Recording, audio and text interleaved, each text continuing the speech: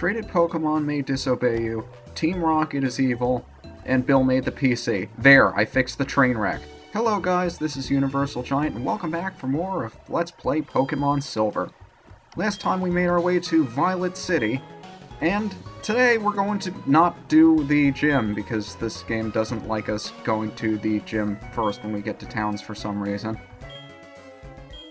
But Violet City, I really love just for the ambiance, just for the environment. It isn't all new and flashy and modern. They have a lot of tradition into this town, and I think it's one of my favorite ones in the game. So I'm going to spend, well, I wouldn't say more time here than I should, but this is where you can trade a Bellsprout, which we could have caught on the previous route, for an Onix, which will really help you out for the upcoming gym. But I'm not going to do that. If you do, however, you have to be very careful that once that Onix hits level 10, it may start disobeying you. Well, either hits level 10 or goes beyond level 10. I don't quite know how the trading mechanics work. But if your Pokemon is traded to you from another trainer and it is not the appropriate level, it may disobey you unless you get a certain badge. So here we have the trainer school, and this is where we start actually learning all of the details about Pokemon battling that we may not know yet. Join a group? I'd rather not do that yet. I don't believe that's important at all for the game itself. But this is where you start studying up all the things that you may not have run into earlier. And the blackboard is a really nice place to catch up on that. Sure, let's keep reading the book. Poisoned or burned Pokemon are easy to catch. Confusion can cause Pokemon to attack themselves. Yes, I know what I am. Oh, the next page is blank. I anxiously await further words from you, good sir. Berries! It's too bad there aren't that many useful berries in this game, but I'll get to those once we pick up our first few. Let's see what the blackboard has to say. Now, there are a couple of different status ailments that you can get in Pokemon. Poison is the most obvious one, where your Pokemon will lose, I believe it's 1/8 of its HP, max HP each turn, as well as 1 HP every 5 steps or so in the overworld. Paralysis cuts your Pokemon's speed by 25%, well, down to 25% of its original speed, and there's a 25% chance that your Pokemon won't be able to move in a given turn. Sleep incapacitates your Pokemon for a random amount of 2 to 5 turns, but there are a couple of moves that your Pokemon can use while it's sleeping. I'm not a big fan of those, so I'm not going to be using them, but I'll explain them when we get to them. A burn is very much like poison, except it cuts your physical attack in half and doesn't cut your HP as you're walking over the overworld. And freeze, it's like sleep, except it's random how many turns it'll take you to thaw out unless you use a certain fire move or two, but there aren't many of those that thaw you out. Anything important on the television? Yes, there's a TV here. I don't know why these guys don't turn it on. It's much more interesting than that blackboard, but I suppose it's what the trainer school is for. Why do I feel like I talked to you already? But yes, this is the gym. I don't believe we can go here yet, because this guy's not going to let us go. Champ in the making. That's us. Sprout Tower. I think we're about ready to challenge him. What do you think, Sentret? He wants to too, but we can't quite go there yet, so we'll have to go through another area first.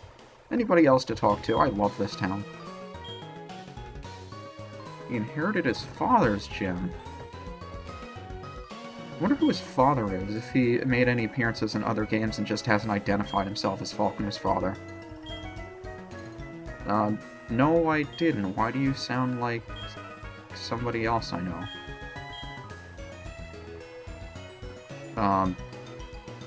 And you thought the old man was full of energy. Look at this idiot. Oh, he's the teacher here. Well, you have anything that we haven't learned yet?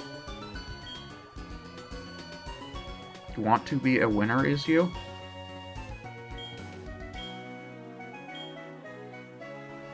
Sure. Does anybody actually care what this guy has to say? Sure.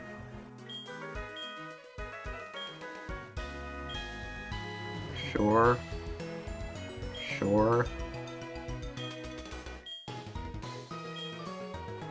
Oh, type matchups. I really wanted to talk about type matchups because this is the first time, at least in this LP, where type matchups are actually relevant to talk about.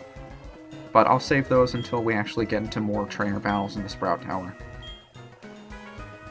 Yep, all you gotta do is catch it in the Pokeball. It's a Pidgey! I think this is the first time we've been able to interact with another Pokemon in the overworld other than Lyra's Marill. Yes, you did call your Pidgey Strawberry, just like I called Sentret Duster! Some of you are really doubting Duster's strength in battle, and I have to tell you, you're going to be pleasantly surprised once we actually start using him. Yellow Apricorn! But unlike the original Gold and Silver, we can actually explore a little bit on Route 32 down here. Although we can't go further than this man because he wants to make sure we have our first badge before we go down there. But we do have access to this little section of grass over here that was not here in the original Gold and Silver, and this is where you can pick up one of my favorite Pokemon in this generation. And I do actually intend to, but a Silver exclusive here is Ekans. Pure Poison type. Not too much to write home about. He's a lot faster than I give him credit for. I mean, I'm not sure I'd be able to run away from him right now. Surprisingly fast. Doesn't look like Ekans would be a very fast Pokemon, but he is. I'm not a big fan of the poison types because it has... I think Grass is the only type that's weak to poison. At least from memory. But poison types I'm not a big fan of. Grass types I'm not a big fan of. I mean, that wouldn't prevent me from using a grass type starter. It's always interesting to pick the grass starter. But Bellsprout, I mean, you'll find most of the Pokemon down on this route are generally on your level by this point. So it's not a bad idea if you feel like you need another Pokemon on your team. I should have used Quick Attack. I don't know why I didn't. Duster, no!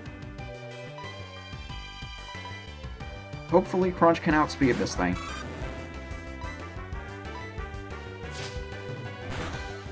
Now this is as good a time as any to explain what happens when your Pokemon is fainted.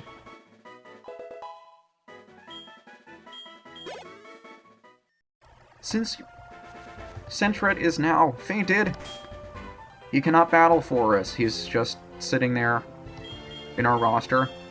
Dead, pretty much. And now you can see Crunch is the one following me around instead of Sentret. Now if we head all the way back to the Pokemon Center, we can heal Sentret back up. And if we do that, he'll be good to battle again. And he still loves us. But if you do allow your Pokemon to be knocked out, it loses a little bit of its happiness as well, which I'm not going to touch on until we get a little bit further on in the game. There's a lot of stuff to talk about. Duster gained a level. Hoppip! One of the few grass flying types. Now this thing, I believe it's pretty fast, and it has okay stats. I put it on the same level as Sentret, really. But it doesn't have very good moves, and it's not very strong.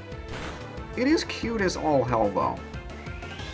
And Synthesis, which is a move that allows you to restore your HP. There are moves like that that allow you to restore HP in battle.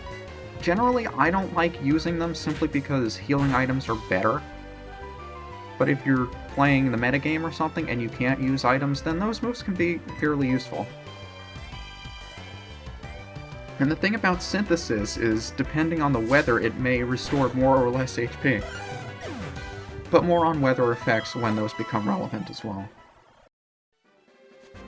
In the meantime, I'll just be running around this grass until I pick up the Pokemon I'm looking for.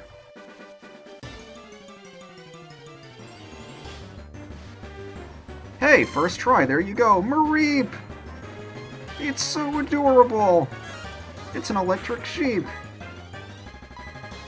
Now, the reason I want to pick up this little fella is because he's going to have a type advantage in the first gym. And among other reasons, electric types are generally good to have, especially early on in the game, because most of the Pokemon you're going to be facing will have a weakness to electricity, either water types or flying types. Now, I'll also say at this point that there will be a few Pokemon on my team that I will not be using for the entirety of the game, but I'm simply having them either to help out at certain portions, or simply to make sure that I don't overlevel the ones that I do intend to keep. Because as much of a challenge as I'd like to have in this game, I'd also like it to... No, I don't want to overlevel my guys too much to the point where it isn't fun to watch. And Mareep really doesn't want to go into that ball, does it? Now at this point I would like to weaken it a little bit more, but I risk getting a critical hit and that would knock it out, so I'd like to catch it without having to hit it again, if you would so kindly get in the ball. That's the third time in a row he's broken out of the third shake. I should probably switch over to Crunch because I don't want Duster to get knocked out. At this point, Mareep doesn't know any electric attacks, so Crunch isn't in any real danger here. But when you throw the Pokeball, the game calculates before each shake whether or not you're going to catch it, separately 4 times. If the first, well, quote-unquote catch is successful, then it will shake the first time and calculate it again. So you have to get past that calculation 4 times in order to have a successful catch. Mareep, he's so adorable. Now, in all honesty, I couldn't come up with a very good name for this guy, so I'll just stick with a simple reference to Paper Mario. Sleepy Sheep! I know it's a really corny reference, but that's really all I could come up with. Hello, Sleepy Sheep! He's not sleepy either, that's kinda silly. But now that we have a new friend, I'd say it's about time to check out the Sprout Tower. So I'll heal these guys up and be right back. Now that he's all healed up, let's go check out his stats. Right now he only knows 2 moves, Tackle and Growl. His ability is static will... I think it's a 30% chance whenever your opponent uses a physical attack that they'll be struck with paralysis. And it looks like he's got a positive nature, modest nature, which increases his special attack at the expense of his physical attack. Very nice to have, because for the most part Sleepy Sheep is going to be a special attacker. But at least early on, since he only knows Tackle, physical attack probably not going to be all that helpful. You're anxious to see him in battle, though. Also, hidden item, where are you? I know you're here somewhere. Hidden item? There you are! I'm not going to be showing off all the hidden items until we get a certain other item that makes them easier to see, but a few of them I do remember. Experience the way of Pokemon to cast aside your doubts. How does that make you feel, Sleepy? Gee, I wonder why Sleepy would be looking down steadily. Sprout Tower. Interesting music, but it's a pretty forgettable area. Yeah, the pillar is shaking. What does that have to do with people training? I do like a lot of the remixes they did for the music here. Very fitting? I don't know how else to say it. But since we are here early in the morning during the daytime, the only Pokemon we're going to run into are rats. So there really isn't a point to stay here. Just run from them. Hello, buddy. Now, since we are in Sprout Tower, just about all of the Pokemon we're going to be battling here are Bellsprouts. And the only move they're generally going to hit you with is Vine Whip. I'm curious to see what Sleepy can do, because I'd like to get him a few levels before the gym. But this is really the first point in the game where type matchups are relevant. Now, what I mean by type matchups is that some types are strong against others, like in the very beginning when I was explaining the difference between the 3 starters. You know, water's strong against fire, fire's strong against grass, grass is strong against water. There are... Well, let me put it this way. Do you guys like memorizing your times tables? Wow, you gain a lot of experience from level 3 Bellsprout. There is a similar table for type matchups, and if you've never seen Pokemon before and you're not familiar with them, I highly recommend that you check it out and become at least somewhat well-versed in the matchups, like know the basic ones like fire beats grass. They aren't always straightforward, like some of them don't make too much sense. Like, why is poison weak against psychic, or why is rock neutral against rock? But knowing your type matchups will make or break your experience with the game. If you aren't familiar with them, you won't do well, whereas if you are familiar with them, you'll find yourself in a very good spot. And I'm not going to be explaining word for word exactly why I'm switching for type matchups. Like, if I have a fire type, and I'm going to be sending it in on a grass type, I'm not going to say every single time, well, I want to make sure that I use a fire type attack because it's super effective against the grass type. That would be boring, and I think you guys would catch on soon enough. But if you aren't already familiar with it and you're looking for a good chart, I'll link you one in the video description. I wonder if I should be cutting out these battles. Because we're going to be facing Bellsprout over and over and over again, and it's going to get very repetitive very quickly. Now, normally I'd go back and heal up Sleepy here, but he's not going to be doing too much battling. I just want him to get a couple of levels in through switch training. And a paralysis heal. I bet most of our opponents will wish they had that, because they're going to be getting a lot of static paralysis.